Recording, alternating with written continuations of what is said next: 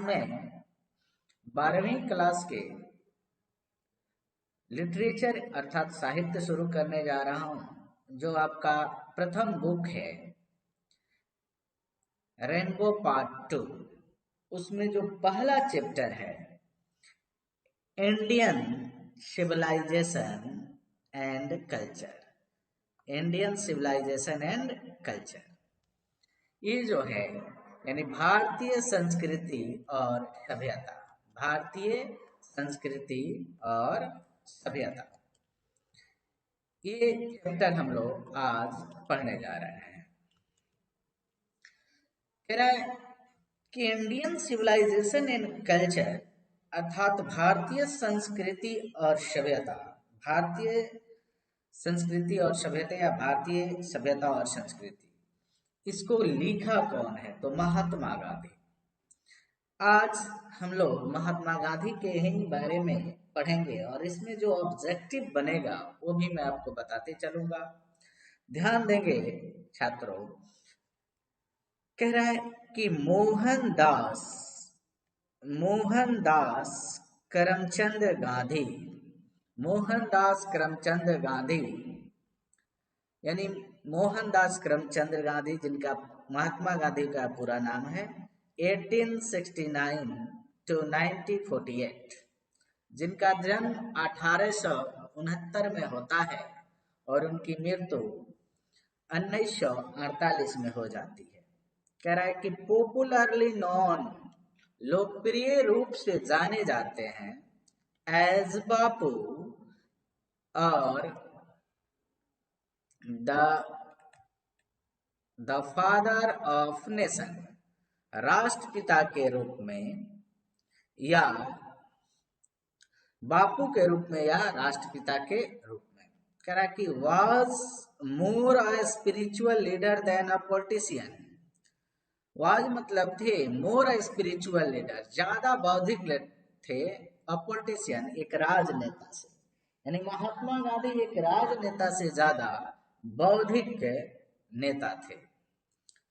आगे कह रहा है कि ही सक्सेसफुली यूज्ड, उन्होंने सफलतापूर्वक प्रयोग किया, उन्होंने सफलतापूर्वक प्रयोग किया ट्रूथ एंड नॉन वायलेंस, सत्य और अहिंसा का, एज द चीफ वेपन्स, किसके रूप में? तो मुख्य हथियार के रूप में, अगेंस्ट द ब्रिटिश रूल, यानी ब्रिटिश शासन के खिलाफ, इन इंडिया, भारत में, एंड हेल्प्ड इंडिया, और भारत को गेन मतलब प्राप्त करना, इंडिपेंडेंस, यानी भारत को स्वतंत्रता प्राप्त करने में मदद किया।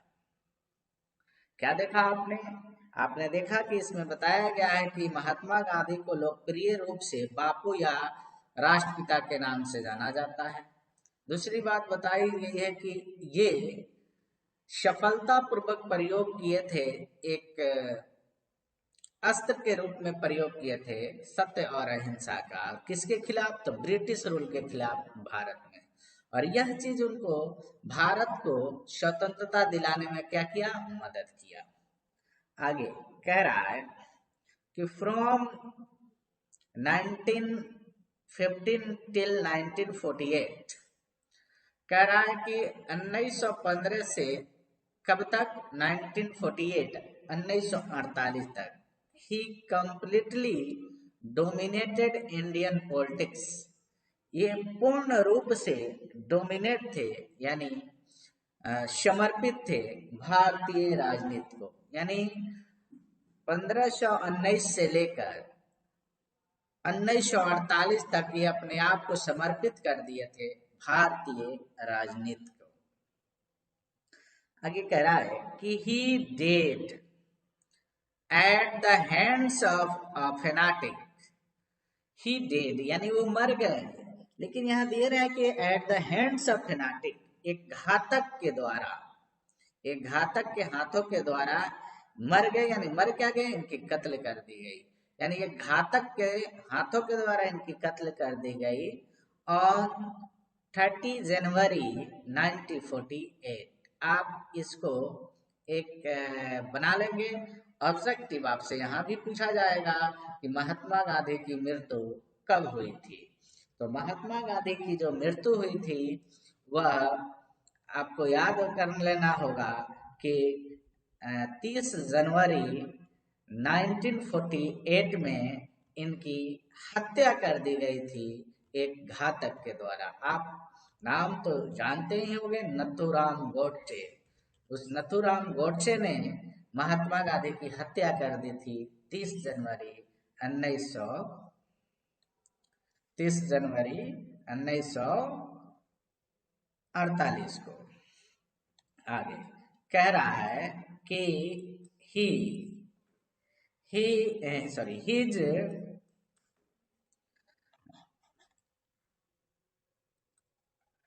his ऑटोबायोग्राफी, उनकी जो ऑटोबायोग्राफी है अर्थात जो उनकी जीवनी है, वो एक जीवनी लिखे थे जिस किताब का नाम है कि माई एक्सपेरिमेंट विद ट्रूथ। उस किताब का नाम है माई एक्सपेरिमेंट विद ट्रूथ।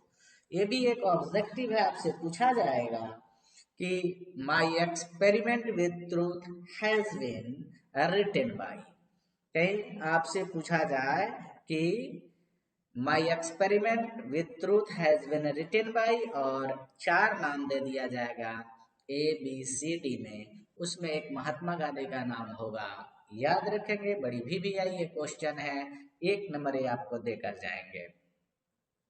अभी तक जो भी मैं आपको ऑब्जेक्टिव बनाया है कि इनकी मृत्यु और इनका जन्म, दूसरा ये कब से कब तक राजनीति में आए और इनकी हत्या कब की गई, और इनकी जो लिखी हुई किताब है माई एक्सपेरिमेंट विद ट्रूथ, ये पूछा जाएगा आगे। एंड द नॉमरस आर्टिकल, अनेकों लेख डैट ही रोट, जो इन्होंने लिखा फॉर यंग इंडिया, युवा भारत के लिए, and the speeches that he deliver, और जिस भाषण को इन्होंने दिया ऑन डिफरेंट ओकेजन, भिन्न भिन्न अवसरों पर, भिन्न भिन्न अवसरों पर, रिवियल हिम, वह इनको प्रदर्शित करता है, not only as an original thinker, एक मूलक विचारक ही नहीं बट बल्कि also as a great master of chest, बल्कि एक शुद्ध आत्मा के स्वामी के रूप में प्रस्तुत करता है। यानी इनके लेख पढ़ेंगे तो आप जानेंगे कि केवल एक विचारक ही नहीं थे बल्कि एक शुद्ध आत्मा के भी व्यक्ति थे। आइडियोमेटिक इंग्लिश, अब आपसे पूछा जा सकता है कि महात्मा गांधी की अंग्रेजी कैसी थी। याद रखेंगे, ये भी ऑब्जेक्टिव बनेगा, तो क्या हो जाएगा, ये हो जाएगा आइडियोमेटिक। उनकी अंग्रेजी मुहावरेदार थी, माने महात्मा गांधी की जो अंग्रेजी थी कैसी थी, मुहावरेदार थी, ये बात याद रखेंगे। इन द फ्लोइंग एक्सट्रैक्ट, यानी जो सार है, सारांश है, भवार्थ है, जो चैप्टर हम लोग पढ़ रहे हैं, इंडियन सिविलाइजेशन एंड कल्चर, भारतीय संस्कृति और सभ्यता, भारतीय संस्कृति और सभ्यता। गांधी जी टॉक्स, गांधी जी बातें करते हैं अबाउट, के बारे में, किसके बारे में, the sound foundation of Indian civilisation, यानी जो भारतीय संस्कृति के जो साउंड फाउंडेशन है, यानी भारतीय संस्कृति, भारतीय सभ्यता की जो नींव है, उसकी बातें करते हैं। कहते हैं कि which has successfully withstood the passage of time, जो समय के साथ सफलतापूर्वक खड़ा रहा, टिका रहा।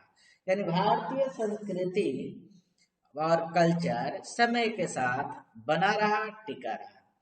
द वेस्टर्न सिविलाइजेशन यानी पश्चिमी सभ्यता विच हैज टेंडेंसी विच है जिसका सोच है किसकी बाबू, तो वेस्टर्न सभ्यता की यानी पश्चिमी सभ्यता की जो सोच है टू प्रिविलेज ऑफ मोर्टालिटी, संसारिकता की इसकी सोच है। इसकी सोच किसकी है, तो संसारिकता की सोच है, भौतिकवाद की सोच है। कैनॉट मैच जो नहीं मिल सकता द इंडियन सिविलाइजेशन भारतीय संस्कृति से, that elevates the moral being जो कि नैतिकता को उठाता है। यानी भारतीय संस्कृति जो है नैतिकता को उठाता है, इसीलिए ये जो पश्चिमी सभ्यता है वो कभी भी मैच नहीं कर सकती। कुछ ओरल क्वेश्चन आपके लिए दिया गया है, मौखिक जवाब देना है। कह रहा है कि what do you know about Gandhi ji, Gandhi ji के बारे में आप क्या जानते हैं। अगर कुछ भी नहीं जानते हैं इतना तो जान सकते हैं कि Gandhi ji was known as a बापू और the father of the nation. तो आपको मौखिक इसका जवाब देना है, इसमें कोई बहुत बड़ी बात नहीं है। अगला है 2 number, what did Gandhi do for the farmers in Bihar, Bihar में जो फार्मर्स थे उनके लिए गांधी जी ने क्या किया। तो आपको नील आंदोलन याद होगा, उन्होंने जो नील आंदोलन में बिहार के किसानों की मदद की थी उसको बताना है। What do you understand by civilization and culture, संस्कृति और सभ्यता, सभ्यता और संस्कृति से आप क्या समझते हैं बाबू। सभ्यता और संस्कृति क्या होती है, कहीं का भी सभ्यता और संस्कृति होती है वहां का रहन चाल, मैंने कैसे रहते हैं, क्या पहनते हैं, क्या खाते हैं, कैसे बातें करते हैं, यही है वहां की संस्कृति और सभ्यता। What do your holy scripture tell us about universal human being, यानी जो आपके होली मतलब होता है पवित्र, तो जो आपके ये पवित्र ग्रंथ हैं, जो पवित्र आपके स्क्रिप्चर हैं, कह रहा है कि आप क्या समझते हैं। यूनिवर्सल माने ह्यूमन वैल्यू, उसका क्या माने यूनिवर्सल उसका क्या है, ट्रुथ क्या है, ये आपका क्वेश्चन है। ये सब मौखिक है और मौखिक ही आपको जवाब देना है। अब यहाँ से चैप्टर शुरू होगा, तो चैप्टर हम लोग आज नहीं नेक्स्ट वीडियो में देखेंगे। यहाँ आप कुछ जो क्वेश्चन दिए हैं और उन क्वेश्चन को बताएंगे, और जो ऑब्जेक्टिव टाइप के क्वेश्चन मैंने आपको बताया उसको तैयार कर लेंगे।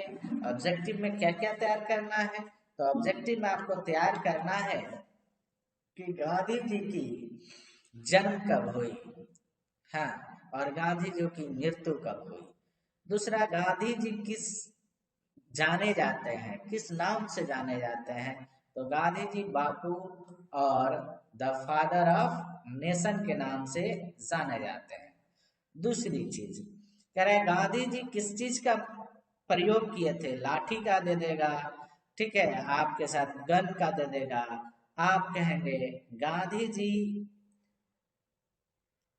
जो प्रयोग किए थे truth and non violence, truth and non violence का प्रयोग अंग्रेजों के खिलाफ किया था, ब्रिटिश रूल के खिलाफ किया था। फिर कहेगा अगला ऑब्जेक्टिव जो बनेगा वो बनेगा कि गांधी जी यानी कब से कब तक पॉलिटिक्स में रहे, तो 1915 से लेकर 1948 तक ये भारतीय राजनीति में रहे। आगे बता रहा है कि गांधी जी की जो हत्या कर दी गई थी एक घातक के द्वारा, किसके द्वारा की गई थी, एक घातक के द्वारा। इसमें उसका तो नाम नहीं दिया है, लेकिन आप जानते हैं नथुराम गॉडसे नाम का व्यक्ति था जिसने गांधी जी की हत्या कर दी गई थी। तो यहाँ घातक किसको कहा गया है? क्वेश्चन बन सकता है कि फेनाटिक शब्द किसके लिए आया, तो अगर आप जान जाइए तो नथुराम गोडसे के लिए आया। और कब इनकी हत्या कर दी गई? तो 30 जनवरी 1948 को। अगला जो ऑब्जेक्टिव बनेगा वो बनेगा कि my experiment with truth has been written by, और 4 नाम दिए जाएंगे, तो ये किसके द्वारा लिखा गया है? तो इसके लेखक भी आपके महात्मा गांधी ही हैं, किंतु यही क्योंकि माई एक्सपेरिमेंट विद ट्रूथ इनकी ऑटोबायोग्राफी है। अगला क्वेश्चन एक और भी बन सकता है कि माई एक्सपेरिमेंट विद ट्रूथ क्या है? नोवेल है, स्टोरी है, या ऑटोबायोग्राफी है? तो आपको याद रखना होगा कि ये क्या है बाबू? ऑटोबायोग्राफी है। क्लियर? आगे आपको इसमें याद रखना होगा कि भारतीय संस्कृति की तुलना उन्होंने पश्चिमी संस्कृति से की है। चलिए आगे कल जो हम लोग पढ़ेंगे इसका वीडियो मिलेगा आपको, वो इंडियन सिविलाइजेशन का वीडियो नंबर 2 होगा, यानी पार्ट 2 होगा। तब तक के लिए धन्यवाद।